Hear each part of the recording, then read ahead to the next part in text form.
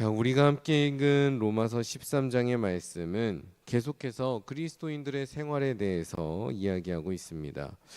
오늘은 그리스도인의 삶의 또 핵심이 무엇일까, 중심이 무엇일까에 대해서 또 이야기하고 있는데요. 과연 우리가 기억해야 될, 지켜야 할 핵심은 무엇일까요? 그 핵심이 8절에서 설명이 되고 있습니다. 8절을 한번 보시기 바랍니다. 피차 사랑의 빛 외에는 아무에게든지 아무 빚도 지지 말라. 남을 사랑하는 자는 율법을 다 이루었느니라. 아멘. 우리가 신앙생활을 하면서 기독교 신앙을 가지면서 갖게 되는 한 가지 오해가 있다면 바로 율법과 복음, 율법과 사랑을 대립적으로만 생각한다는 것입니다. 율법은 우리를 철저하게 감시하고 정죄하고 처벌하는 것으로 생각하고, 복음은 우리를 사랑하고 용서하는 것이라고 생각해서 복음을 영접하고 예수님을 믿은 사람에게는 율법이 필요 없다라고 생각하는 것이죠. 율법은 끝났다 생각하는 것입니다. 그렇게 생각하는 관점에서 우리는 율법을 항상 부정적으로만 바라봅니다. 율법은 우리가 지킬 수 없는 것이고 복잡한 것이고 거추장스러운 것이고 예수님께서 그것을 극복하시고 끝내셨다라고 인식을 하게 되지요.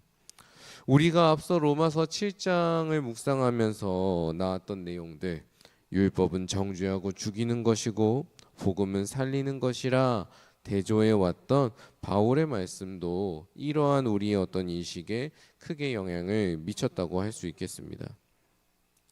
그러나 오늘 본문에서 바울은 사랑과 율법, 또 복음과 율법이 둘 중 하나를 선택해야 하는 이항 대립의 관계가 아니라고 강조합니다.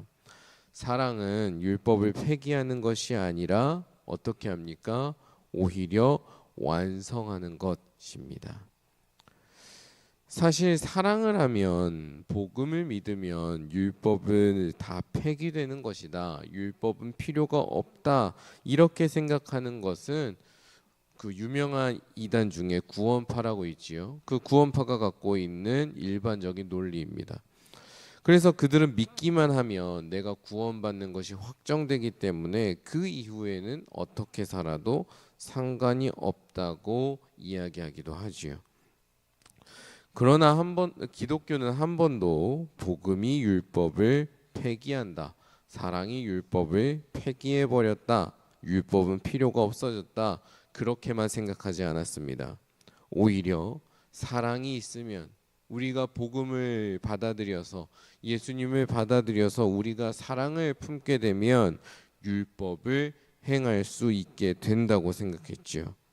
예수님께서도 같은 말씀을 하신 적이 있습니다.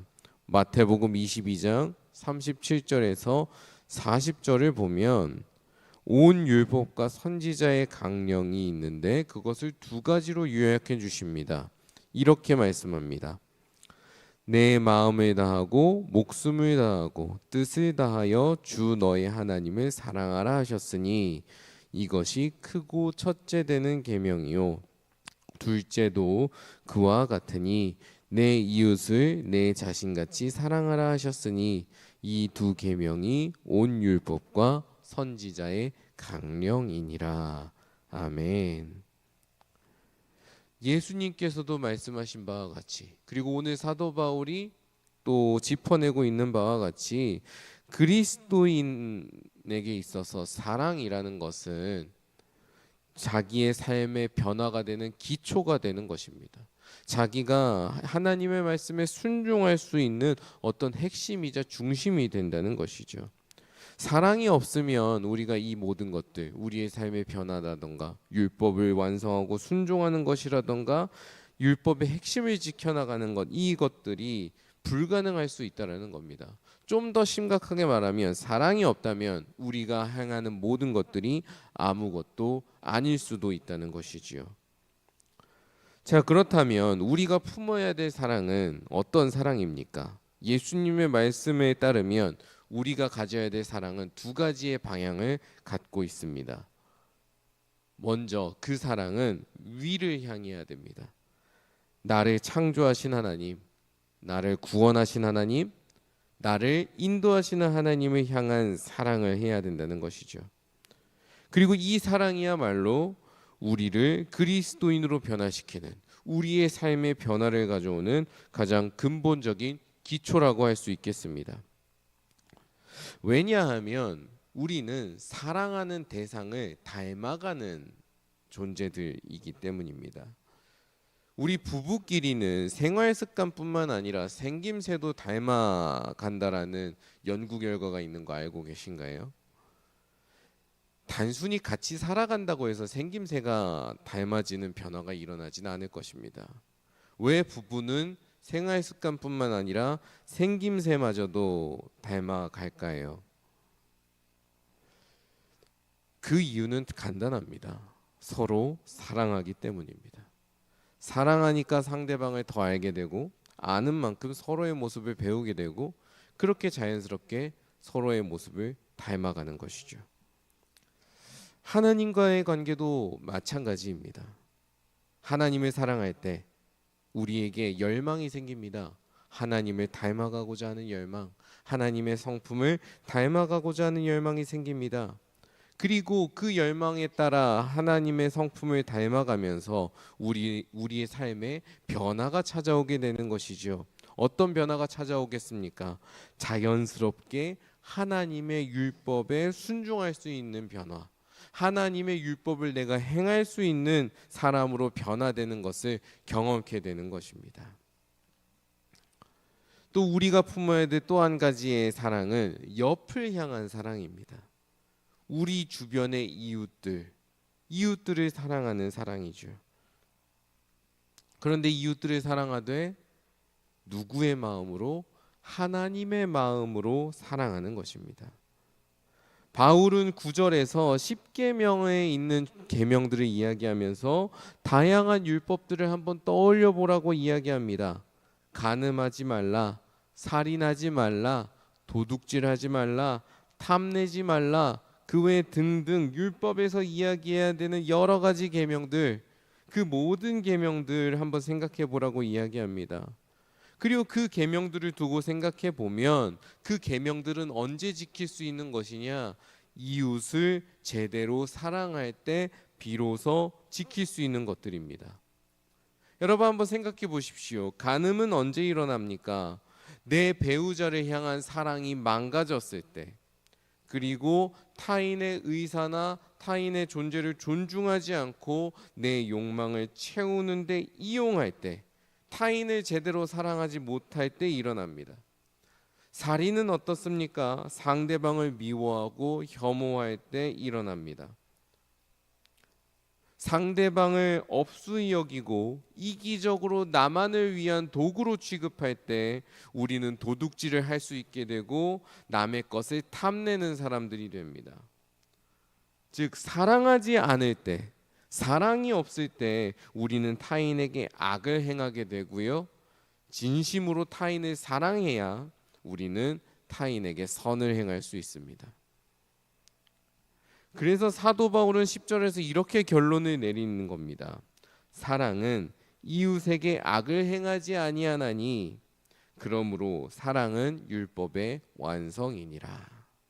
아멘.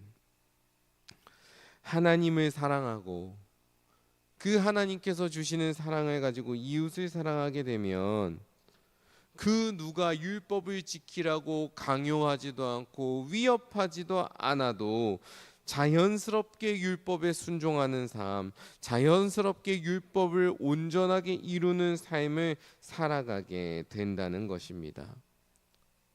그래서 종교개혁자 깔뱅은 성령님께서 우리를 사랑의 사람으로, 믿음의 사람으로 변화를 시키게 되면 율법이 우리의 삶의 자연스러운 지침이자 기준이자 내용이 될 것이라고 보았습니다. 그 순간이 되면 율법은 더 이상 우리를 정죄하는 데 사용되는 것이 아니라 오히려 우리의 거룩하고 선한 삶이 실현되는, 구현되는 방식이 된다라고 생각했지요.